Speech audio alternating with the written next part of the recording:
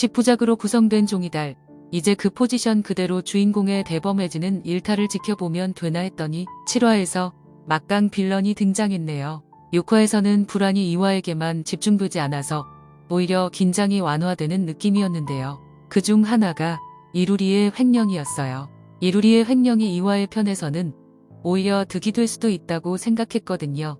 이화를 경계하는 루리의 약점이 드러났으니까요. 이화의 횡령이 걸리기 전에 루리가 훼손 지폐를 빼돌린 사실이 먼저 발각될 것 같기도 했고요. 그런데 루리가 불륜을 이용해서 안 그래도 힘든 이화의 숨통을 조여오다니 너무한 거 아닌가요? 그동안 루리는 남자친구의 협박 때문에 횡령을 하고 있었죠. 게다가 폭행도 당하고 있었고요. 그런데 루리는 이화에게 남자친구를 감옥에 보내야 하니 자신을 칼로 찌르라고 시키네요. 아무리 불륜을 폭로하겠다고 하더라도 그 자리를 뜨지 않고 망설이는 이화도 참 답답하더라고요. 이화가 칼 대신 야구 배트를 드는 순간 다행히 기현이 나타나 막아주면서 7화가 끝났는데요. 기현의 등장이 처음으로 반가웠습니다. 그런데 기현이 자발적으로 미행한 것인지 루리가 개입한 것인지에 따라 이화의 입장이 달라질 것 같아요. 아무튼 8화 예고편을 보면 별일 없이 지나간 것처럼 보이는데요. 루리가 이화에게 오숙자 고객의 돈을 관리하자고 하네요.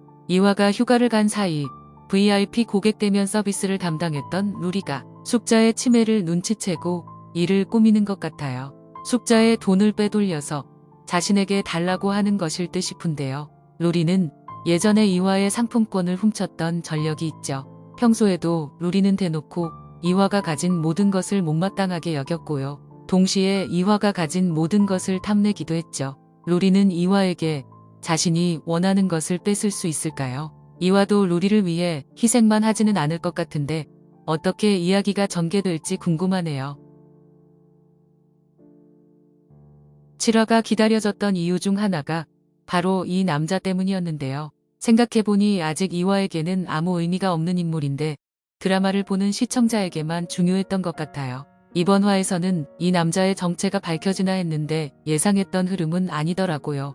이 남자는 3화에서 이화가 도움을 드렸던 장루주머니를 찬 할머니의 아들이었죠. 그런데 이화에 대한 관심이 지나치다고 생각하던 중 7화 예고에서 그 단서가 될 만한 말이 나왔고요. 바로 부사장이 이화가 자기 형수님이 될 뻔했다고 하는 말이었는데요. 그래서 그것과 관계된 이화의 과거 인연인가 했더니 정말 모르는 사이였네요. 이 남자는 기현과도 2번의 인연이 있었는데요.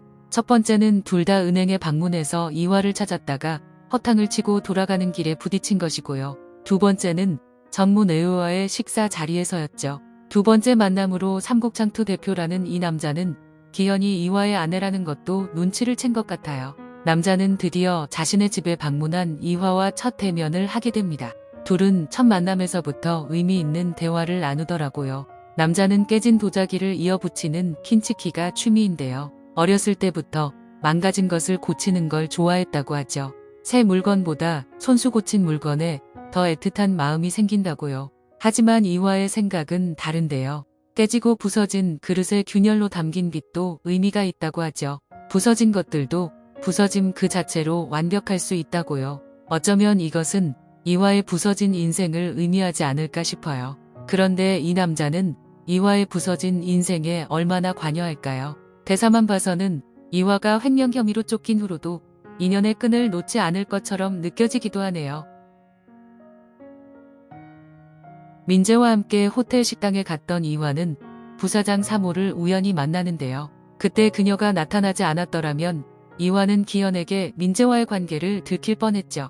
이번 만남에서는 부사장 3호와 이화가 어린 시절 특별한 사연이 있었을 것으로 짐작되는 대사가 인상적이었어요. 전부터 부사장 3호는 자신이 기억하는 어린 시절 이화의 성격을 자주 언급했었는데요. 이번에는 이화가 그냥 웃어 넘기지 않고 의미심장한 말을 하네요. 기억하고 계실지 모르겠지만 자신이 그 시절 기억하는 건 하나라고요. 그 말에 난처한 표정을 짓는 부사장 3호는 화제를 돌렸죠. 이화가 부사장 3호를 대하는 태도가 다른 사람을 대할 때랑은 다르다고 느껴졌는데요. 부자에 대한 선망이 아닌 혐오 비슷한 느낌 같았어요. 이화가 기억하는 그 일이 무엇인지 너무 궁금한데 밝혀지겠죠. 부사장 3호와 이화의 만남은 부사장과 기현의 만남과 비교가 되더라고요. 부사장의 쓰레기 같은 행동을 따라하기 바빴던 기현은 이화와 정말 다른 사람이라는 것도 새삼 느낄 수 있었고요. 이화가 부사장 3호의 자금 세탁을 맡게 된다면 그것은 더 큰 일탈을 부추기는 요소가 될 수도 있겠네요. 초반에는 이화의 심리와 그로 인한 일탈에 대한 서사가 대부분이었는데요. 회차가 더해질수록 주변 인물들의 문제점들도 많이 드러나네요. 기현은 불쌍한 포지션인데도 일관성 있게 극혐 캐릭터로 표현되고요. 이화가 몸살기 있다고 말하자 옮을까봐 뒷걸음질 치는 모습이 압권이었어요. 부사장 따라서 토마토 크기를 맞춰달라고 하는 등 기현의 미운 짓은 끝도 없네요. 그리고 선영의 행동도 이해하고 넘어갈 수준은 아니었는데요. 몰래 이화가 고객에게 선물 받은 명품 찻잔으로 사진을 찍어 SNS에 올리다가 깨뜨렸죠. 이화가 고객에게 돌려주려고 쓰지 않고 있었다는 것을 알면서도요. 결국 가을이의 도움으로 깨진 찻잔을 새 것으로 바꿔놓는 것 같았는데요. 이화가 돌려준 찻잔은 깨진 그대로였습니다. 다행인지 고객이 깨진 그릇 수선하는 게 취미였지만요.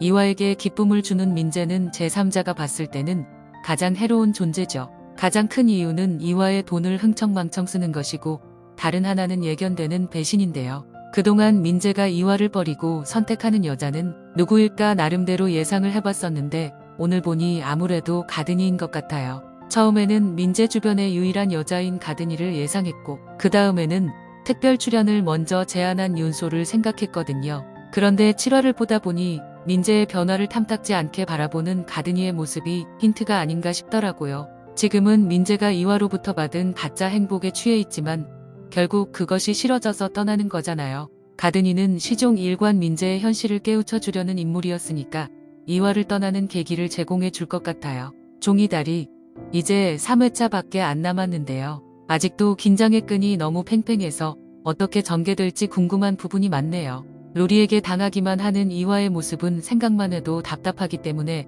다른 전개가 있지 않을까 싶기도 하고요. 오늘도 끝까지 시청해 주셔서 감사합니다. 영상이 마음에 드셨다면 구독과 좋아요 부탁드려요. 저는 종이달 8화 리뷰 영상으로 찾아뵐게요.